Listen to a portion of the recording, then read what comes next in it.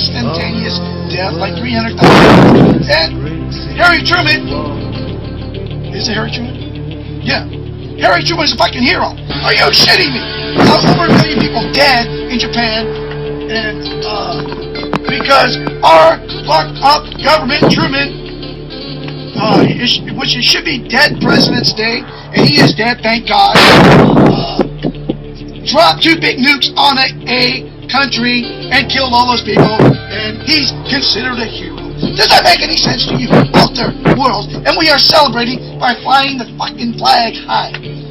So happy should be dead President's Day. Happy shits to all these garbage freaking presidents that should be dead. That are dropping chemtrails on us and bombs on Iraq and breaking the back of this country, stole all our money. Did 9/11 to did the 9/11, we're homeless, we have no civil rights. Murdery bastards. So should be dead President's Day is our new holiday, and we're celebrating it today. Now make no mistake, CIA, because when you see this fucking video, you're gonna say, no, I'm not making no threats to no president, because I ain't stupid.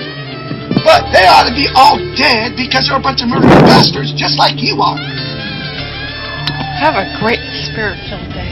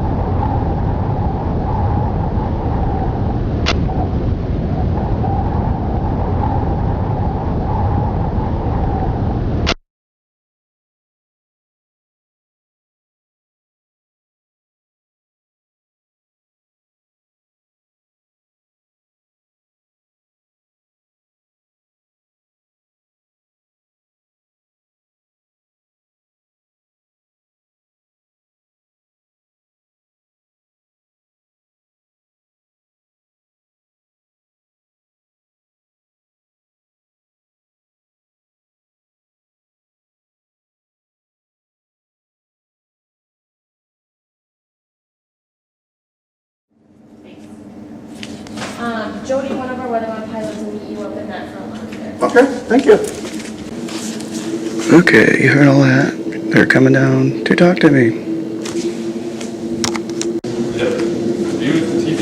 Yes. Oh, how you doing? good. My name is Doug Bickford. Jody Fisher. Are you one of the pilots that does the weather model? Yep. Sure. Now, can you be in a video of me? I'm doing a documentary about what you guys do. Can you just tell me what you do? I can't be in a video until I get approved by somebody else. Oh, you gotta get proven it. Yeah. Okay, I'm only here for like a couple hours. I actually came from working to do this place, but I'm passing through. Okay. And it intrigues me that you guys, what you do. Flying through thunderstorms. So is that what you do? Yep. So you fly an airplane that has chemical attachment things that Yep. We use drop- silver iodide. silver iodide. Yeah. And the reason we use it, it's inert, it's environmentally safe. Right. And the amount we're using over the area you use, you'll never find it in the Right. background, you know. Now, but it burns, and when it burns into a crystal form. It looks just like an ice crystal. So when Right. I put it in the cloud, the water says, hey, it's one of my own, and it attaches to it and freezes. Okay, so it makes clouds basically. No, it makes ice. Also, it makes ice. Yeah, the cloud already has to be there. The water has to be there. Right. So the ingredients have to be there, but sometimes the ingredients are there, and in the natural process, it doesn't multiply and get going, so then nothing comes out, no rain, no snow, whatever. Right. So is there currently projects going on in the United States right now? Yep. We have a project in North Dakota for rainfall enhancement and hail mitigation. Really? Minimizing the effects of hail. We have one in Calgary. So you can stop hail, is what you're saying? Minimize the effects. Minimize the effects of hail. Yeah. Make it smaller. Yeah. But so can you cause it not to rain too? No. Yeah, Not my experience. So, The Chinese say they can. I don't know that they can. yeah, because the Olympics. Olympics, right? So you know about that. Yeah. They said they stopped the rain. Yeah. Well, So we haven't perfected that in the United States? No. Or you guys haven't? Well, we haven't. I don't think anybody has. In Really? the world. The Chinese say they do, but scientifically, when they explain it, it doesn't make sense. Right. So when So- you get your orders, you just fly where they tell you to fly, right? For the most part. I mean, when we're working, we're on a contract with somebody, a state government, a state entity, a foreign government, Right. or a water district, that has hired us. So we have an area that we can only fly in. Right. So we go to that area, Whatever our your project area is. right. And so you get contracts from the United States government, right? Nope, Or you don't, nope. but other governments, other countries. Yeah, like counties, like in North Dakota, there are 4 counties that get together, vote on it, levy their taxes, and then the state, through the state of North Dakota, they also get a little bit of funding. I think it's like 10%. Really? And then that's it. Then they pay for it themselves. So the state government pays for it. The counties pay for it by voting on it and levying mills to Really? get taxes, yeah. There. Wow. Now, some places, a water district, they'll take I don't know where their money comes from exactly, but like a watershed area. Right. And they'll take probably taxes as well, and they'll set it up, vote on it, yep, we're gonna do this project. So Some the- places are power companies, like hydro water companies, they'll pay for it themselves. Right. And Calgary, an insurance company pays for it. So I saw the thing out there. You have the lime ones too. Yep. That one out there that I saw in the parking lot. Yep, that's for snowpack in the mountains. Really? Set it up in the mountain where you get the upslope wind. Yeah. Yep. And they'll blow the silver iodide. Yep. I saw a thing, Shasta County, California. Mount Shasta. I'm not sure, but it's in California. Yep. Right below Mount Shasta. You ever hear about that? There was a big thing about it. The people, the residents were saying, hey, what are you people doing? You know what I mean? I don't know if it's through you guys or No, that we're in Shasta. that part. Where city is that near? Or it'd be the Redding, California. That's north, right? Northern we're not up California, there. yes. We're not up there. We're in. So there's other We got things? contracted in Sacramento. Oh, you did? Down there but that's for snowpack up near Tahoe. Right, to make it snow more, get more snow, Yeah, so right? that their watersheds and their water levels will fill up. Yeah. So silver iodide, that's what you guys use? That's the Yeah. only thing you guys use? Yep. Okay. All right, that's great. Thank you, sir.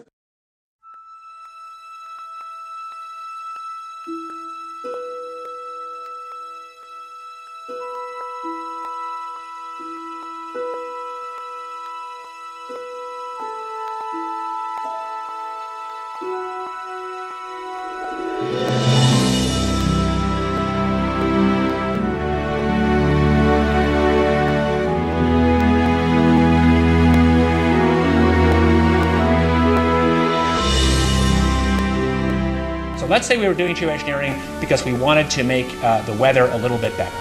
There will be monsoon failures during that period, there'll be huge hurricanes. The global studies indicate there will be some impact on precipitation patterns. Might involve large-scale regional agricultural disruption lasting a number of years. Potentially 2 billion people could have their food disrupted by such interventions. That the aerosols can, at least in these model simulations or indicated by these simulations, can offset most climate change in most places most of the time for both precipitation and runoff. But it's likely to cause some damage in some places.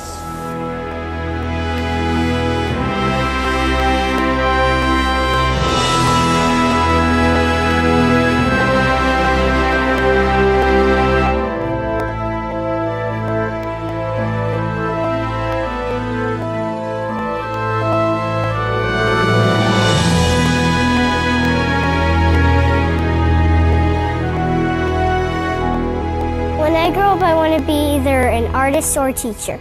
I want to grow up in a world where there's lots of nature. I love nature. How can I look my children in the eyes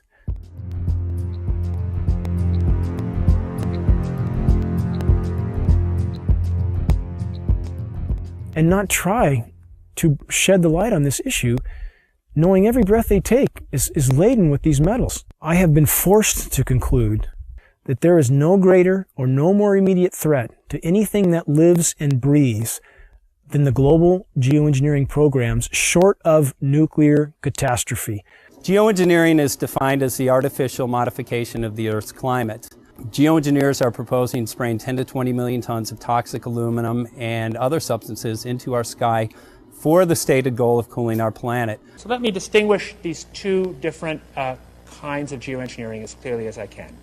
So the first one is we call solar radiation management, and that's the idea that you could put mostly reflective particles or other means to make the Earth whiter, effectively to increase the Earth's reflectivity, reducing the amount of heat that's absorbed by the sun, and therefore exerting some overall cooling tendency on the Earth. I think, though, the initial results of climate models indicate that reflection of sunlight away from the Earth can offset most climate change in most places most of the time. But it will damage some places.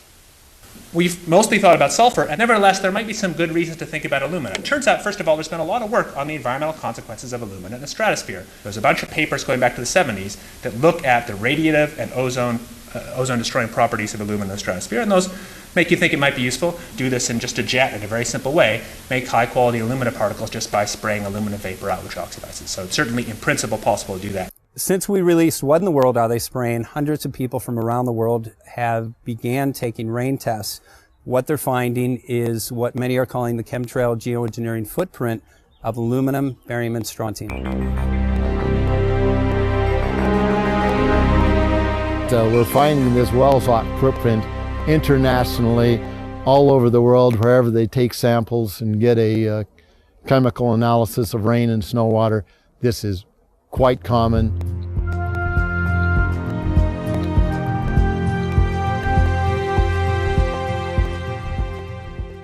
Wherever you see the jet chemtrails go over, you're going to get aluminum, barium, strontium coming down on you.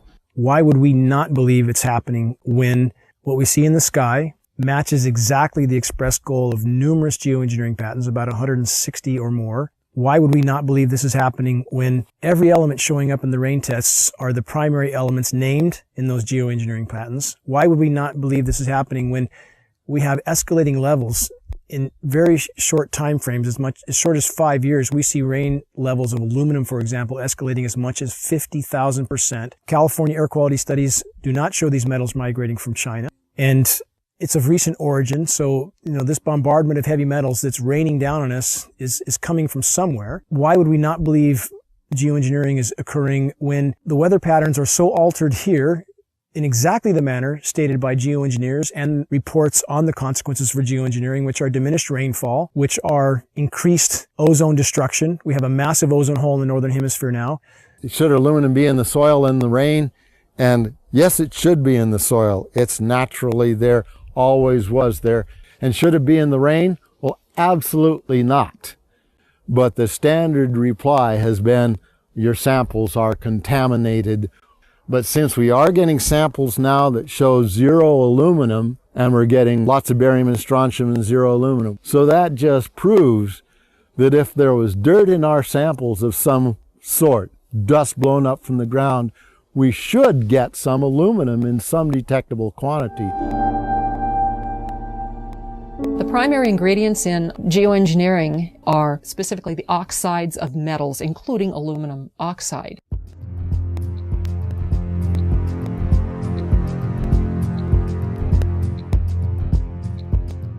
This is devastating to plants, totally devastating. The trees are dying. Why? Approximately 2 years ago, I rode in the back, and you can ride in the back of my place for miles. You can go all the way through the woods, creeks and everything, and it was, I say was, gorgeous. And the day before yesterday, I took a ride, and I rode in the back, and what I found was total devastation. As I pointed out before, Michael, we're seeing, as in this example here, very hardy native plants completely flash out dead. That looks like it's been hit with some kind of a chemical. And we've only seen this in the last couple of years. And there's another one there, back over there. We're seeing mature madrone trees, which are 70, 80 feet high, flash out dead, just like this. USDA refuses to investigate it. The pH typically around here should be about 5.6. Well, since the contrailing got heavy, I watched the pH here in these forests, go up, I guess would be the word. From 5.6, it went about 20 times more alkaline.